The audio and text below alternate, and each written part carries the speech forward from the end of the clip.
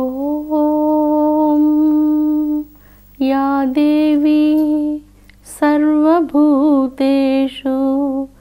శాంతిరూపేణ సంస్థితా నమస్తస్యై నమస్తస్యై నమస్తస్యై ఓం నమో నమః. అమృతాత్మస్వరూపులైన మీ అందరికీ మీ తల్లి అవ్యాజ్యమైనటువంటి మాతృప్రేమను అందిస్తూ గాయత్రి మహామంత్రము, కల్పవృక్షము, కామధేనువు, పరుసువేది, అమృత స్వరూపం ఈ మంత్ర స్మరణం చేతనే మానవునకు ఇవన్నీ సిద్ధిస్తూ ఉన్నాయి. భూలోక చింతామణి గాయత్రి మంత్రం. అన్ని రకాలైనటువంటి మణులు చాలా శ్రేష్టమైనటువంటివి, విలువైనటువంటివి, దగద్దాయమానంగా మెరిసేటువంటివి మణులు. నాగమణులు, అనేక రకాలైనటువంటి మణులు ఉన్నాయి. ఆ మణులన్నిటికంటే చింతామణి శ్రేష్టమైనటువంటిదట. ఆ చింతామణి గృహంలో నివసించేటువంటిది జగన్మాత. ఈ చింతామణి చింతలను అంటే ఏ విధమైనటువంటి కోరికలతో, ఏ విధమైనటువంటి ఆశతో జగదంబను సేవిస్తూ ఉంటారో ఆ కోరికను నెరవేర్చేటువంటిది. అందుకే జగదంబను చింతామణి అన్నారు. భూలోక చింతామణి అంటే భూమి మీద మానవులకు ఒక అపూర్వమైనటువంటి చింతామణి లభిస్తుంది. ఆ లభించే చింతామణియే గాయత్రి మంత్రరాజం. గాయత్రి మంత్రరాజం యొక్క ఉపదేశం పొందినంతనే చింతామణి వారికి లభించింది. ఈ మణిని సద్వినియోగం చేసుకోవడం అన్నటువంటిది వారి వారి యొక్క సంస్కారాల మీద ఆధారపడి ఉంటుంది.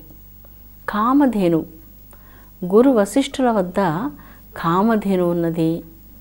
ఆ కామధేనువు ఏ అభీష్టమైతే కోరుకుంటారో దానంతటిని నెరవేరుస్తున్నది అంటూ మీరందరూ గురు వశిష్ఠుల చరిత్రలో విని ఉంటారు. ఆ అద్భుతమైనటువంటి కామధేనువు శ్రీ గాయత్రి మహామంత్రరాజం. గాయత్రి మహామంత్రరాజమే ఆ కామధేనువు. గయ్యలు అంటే ప్రాణములు, త్రాయతే అంటే రక్షించునది గాయత్రి. ఇది గాయత్రి ప్రాణాలను రక్షించేటువంటి శక్తి. ప్రాణాలను ఎలా రక్షిస్తుంది? ఎవరైతే ఈ పవిత్రమైనటువంటి ఈ చింతామణిని, ఈ కామధేనువును జపిస్తూ ఉన్నారో వారిని అనుగ్రహించేటువంటిది.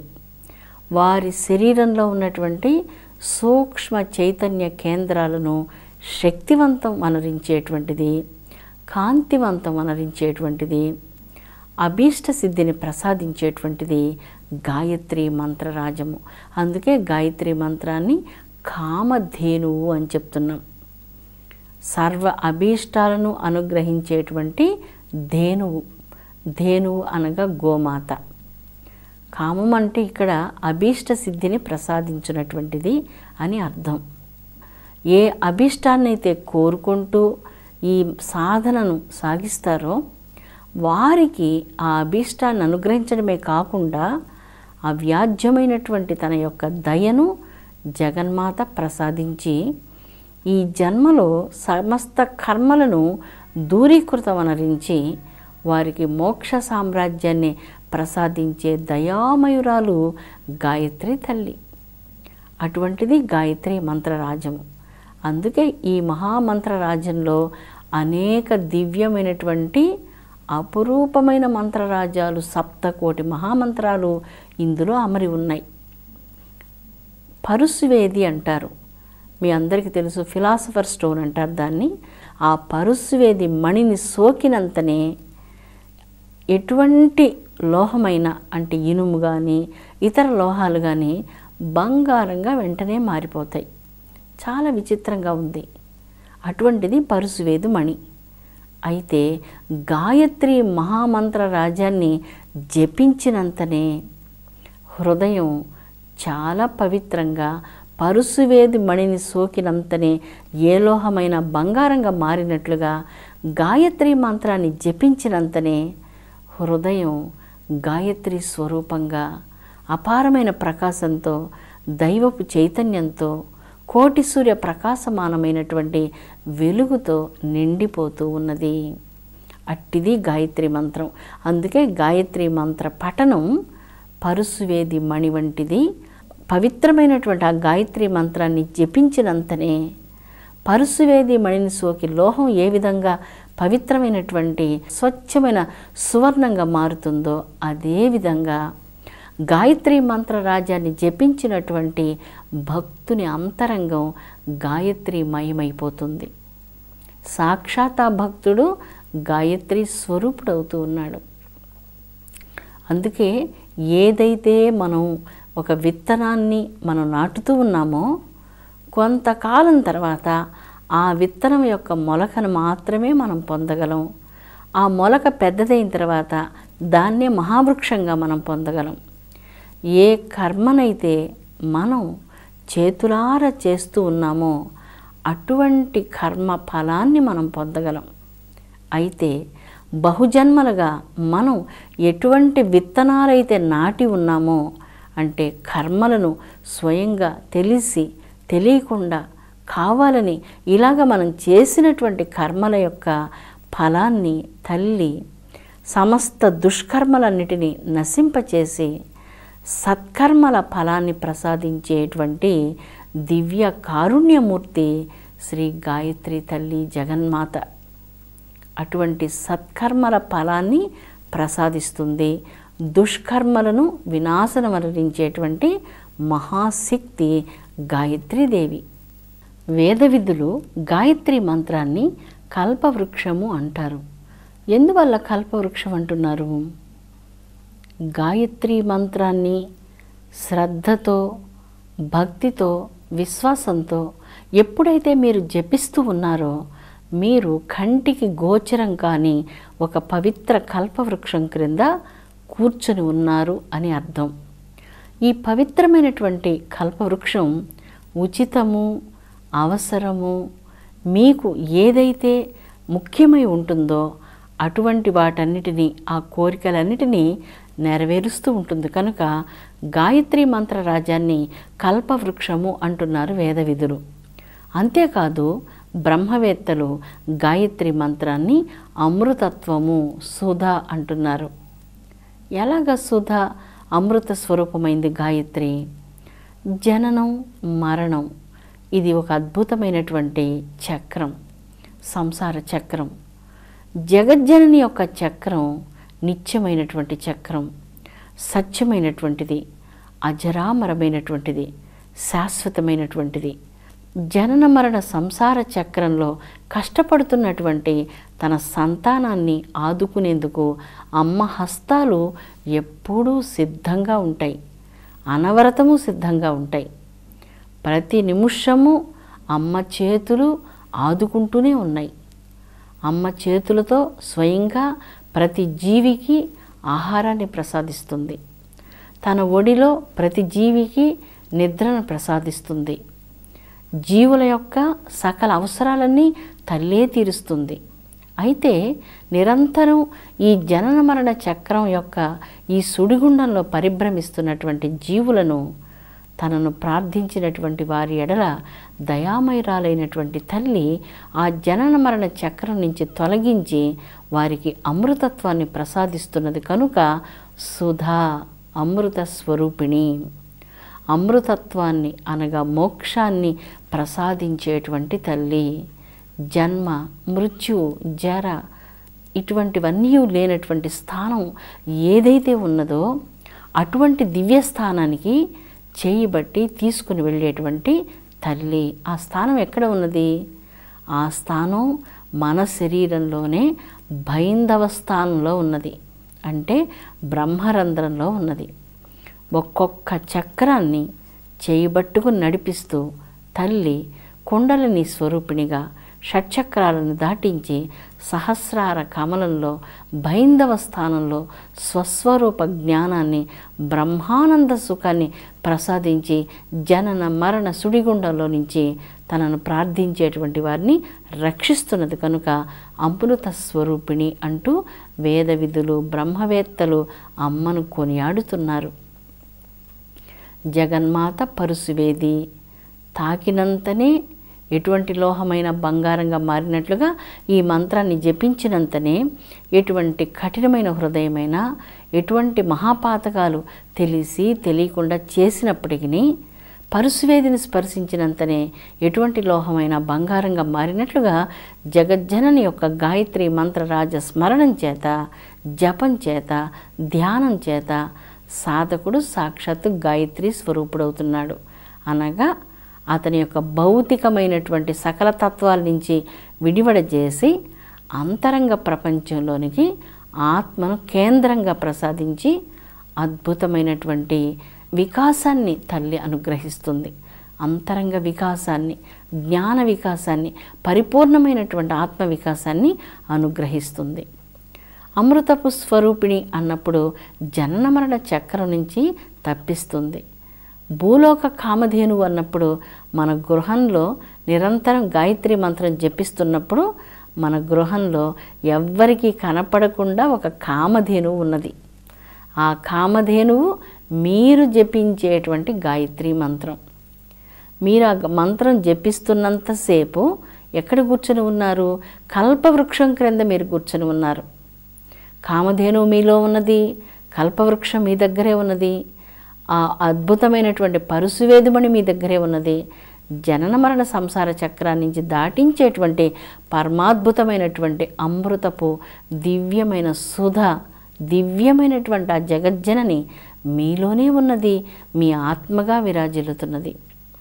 అందువలన సాధకులు కొన్ని సందర్భాల్లో నక్షత్రాల వలన, గ్రహరాశుల వలన, భౌతిక పరిస్థితుల వలన కొన్నిసార్లు దారి తప్పి కష్టపడుతున్నప్పుడు గురువు యందు కృతజ్ఞత, గురువు యందు పరిపూర్ణ విశ్వాసము, తర్కరహితమైనటువంటి మానసిక స్థితి కావాలి అంటూ వేదవేత్తలు చక్కని సమయోచితమైనటువంటి సలహాను ప్రసాదిస్తున్నారు. ఏం కావాలి? కృతజ్ఞత కావాలి. ఇంత మంత్రాన్ని ప్రసాదించినటువంటి ఆ గురు చరణాంబుజాలకు నమస్కారము. తండ్రి మంత్రాన్ని ప్రసాదిస్తారు, తండ్రి గురుస్థానంలో ఉన్నారు. ఆ పవిత్రమైనటువంటి గురుస్థానంలో ఉన్నటువంటి తండ్రికి కృతజ్ఞతతో నమస్కరిస్తూ పవిత్రమైనటువంటి భక్తితో తండ్రిని సాక్షాత్ గురువుగా భావించి ఇక్కడ సేవించే సంస్కృతి సనాతన భారతీయ సంస్కృతి. తర్కరహితమైనటువంటి మానసిక స్థితి కావాలి అంటున్నారు. ప్రతిదాన్ని వాదిస్తూ తర్కిస్తూ ఏదేదో మాట్లాడుతూ ఉండడం అది ఆధ్యాత్మిక పరునికి సరైనటువంటిది కాదు.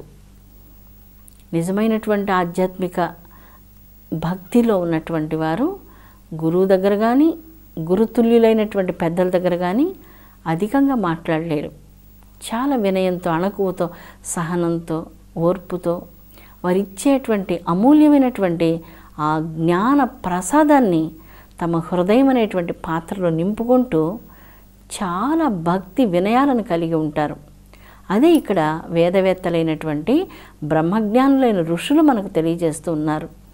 ఏం కావాలి అన్నప్పుడు కృతజ్ఞత, విశ్వాసము, తర్కరహితమైనటువంటి హృదయము.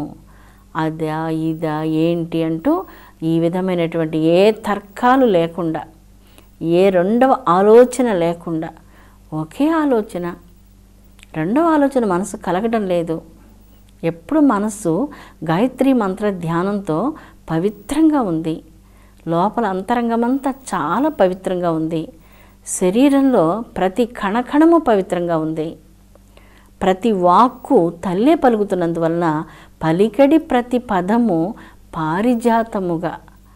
అయితే ఏం చేయడానికి మనం ఈ లోకంలో జన్మించామన్నప్పుడు వేదవేత్తలు చక్కగా ఇలాగ చెప్తున్నారు. నీ పాద పూజ కోసం వికసించినటువంటి చిన్న పుష్పాన్ని తల్లినని.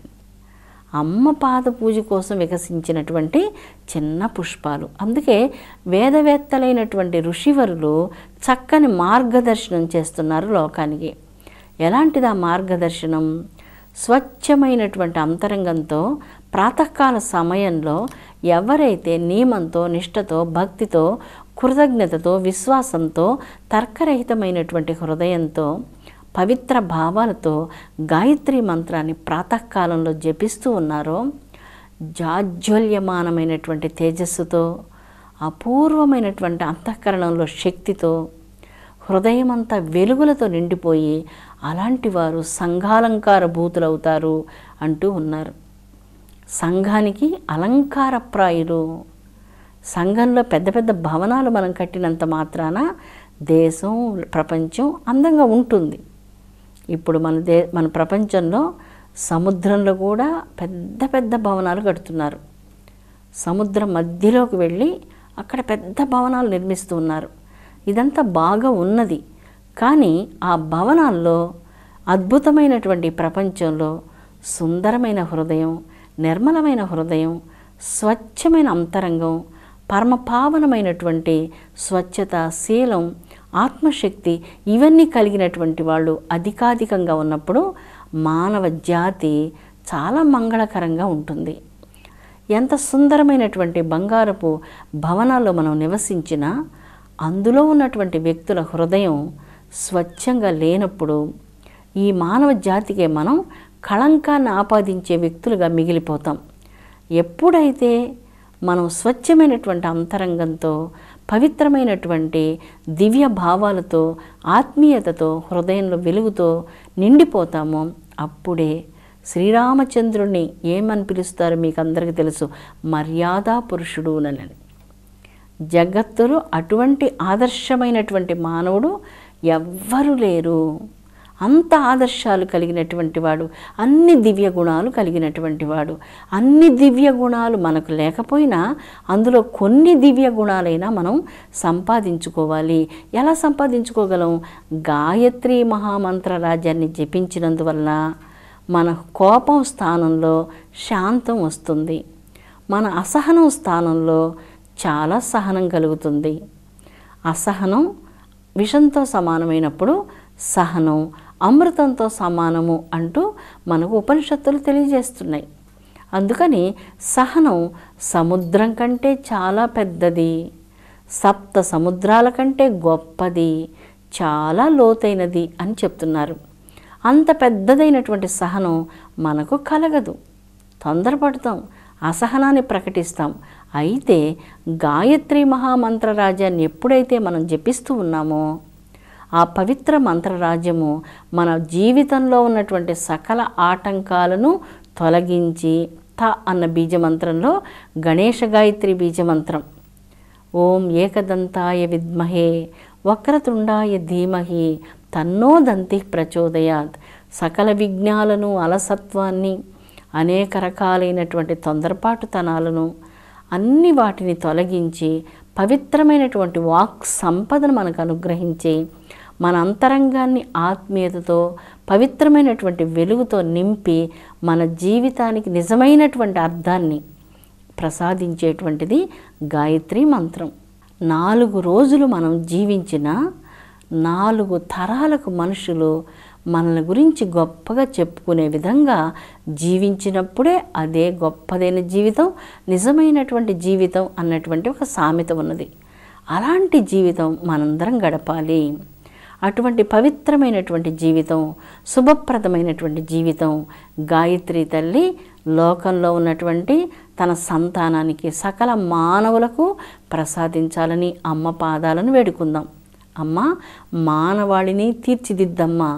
ఎందుకంటే అందరూ నీ సంతానం గనుక, ప్రతి జీవి నీ బిడ్డ గనుక, తెలిసి తెలియకుండా ఏ తప్పులు చేసినా ఆ తప్పులన్నీ మన్నించి ఒక పవిత్ర జీవితాన్ని, ఒక నూతన మార్గాన్ని, ఒక నూతన దృక్పథాన్ని, ఒక సత్యవంతమైనటువంటి పదాన్ని నిర్దేశించి చేయబట్టుకొని నడిపించి పవిత్రమైనటువంటి ఆ ఒక గమ్యాన్ని చేర్చి జీవితాన్ని ధన్యం చెయ్యమ్మా అంటూ ప్రార్థిస్తూ గాయత్రి మంత్రంలో ధీ అన్నటువంటిది మా బుద్ధి శక్తిని పవిత్రీకరించునుగాక. పదే పదే అడుగుతున్నారు అమ్మను. బుద్ధి కొన్నిసార్లు దుర్బుద్ధిగా మారుతుంది. ఆ బుద్ధి రకరకాల చెడు ఆలోచనలు చేస్తుంది, చెడు మార్గాల్లో వెళ్ళిపోతుంది, దైవానికి శాశ్వతంగా దూరం అయిపోతుంది. దైవానికి శాశ్వతంగా దూరమైనప్పుడు జీవితం అంధకారంలోకి వెళ్ళిపోతుంది.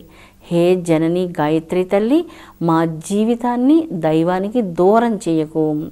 నీ పవిత్ర పాదపద్మాల చెంత చిన్న స్థానాన్ని ప్రసాదించు.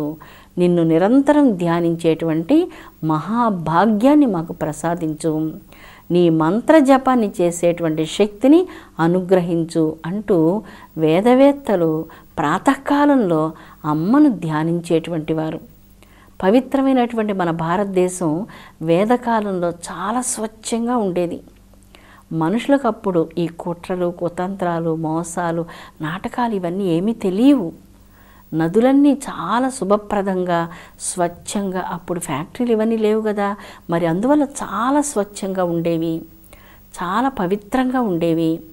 ఎవ్వరు నదులను అపవిత్రం చేసేవారు కాదు.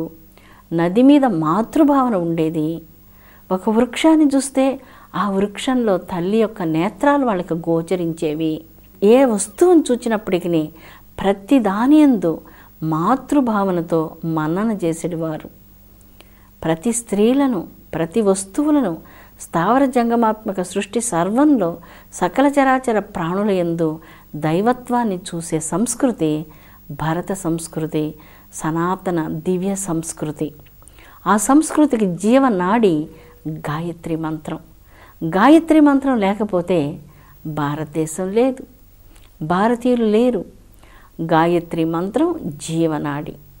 చతుర్వేదాలన్నీ కూడా ప్రళయకాలంలో సముద్రంలో కలిసిపోయినప్పటికీ, ఆ సముద్ర జలాలు సమస్త భూమిని నింపివేసినప్పటికీ, ఈ జన్మలో ఎవరైతే గాయత్రి మంత్రాన్ని అనవరతము జపిస్తూ ఉంటారో మరు జన్మలో ఆ మంత్రం తెలియకుండానే జ్ఞాపకం వస్తుంది. ఎక్కడో ఎప్పుడో ఆ మంత్రం విన్నట్లు, ఆ మంత్రాన్ని జపించినట్లు తటాలున హృదయంలో మంత్రం స్ఫురిస్తుంది. తెలియకుండానే మంత్రం లోపల జరుగుతూ ఉంటుంది. సోహం అంటూ మంత్రం నిరంతరం జరుగుతూ ఉంటుంది. ప్రతి ఉచ్ఛ్వాస నిశ్వాసతో ఆ హంసగాయత్రి మంత్రం నిరంతరం సాగిపోతూనే ఉంటుంది. అలా సాగుతున్నటువంటి ఆ దివ్య మంత్రం సమస్త వేదాలలో ఉన్నటువంటి దివ్య జ్ఞానాన్ని అనాయాసంగా తన బిడ్డకు అందిస్తుంది. అటువంటిది ఈ గాయత్రి మంత్రం యొక్క శక్తి. గ్రంథాలను చూచి చదువుకోవలసిన అవసరమే లేదు. గాయత్రి తల్లి సర్వజ్ఞానాలను తన భక్తుని హృదయమంతా నింపివేసి అతన్ని సాక్షాత్తు ఆత్మస్వరూపుడుగా వనరిస్తుంది, పరబ్రహ్మస్వరూపుడుగా వనరిస్తుంది. అట్టిది ఈ పవిత్రమైనటువంటి మంత్రరాజ జప ఫలితం.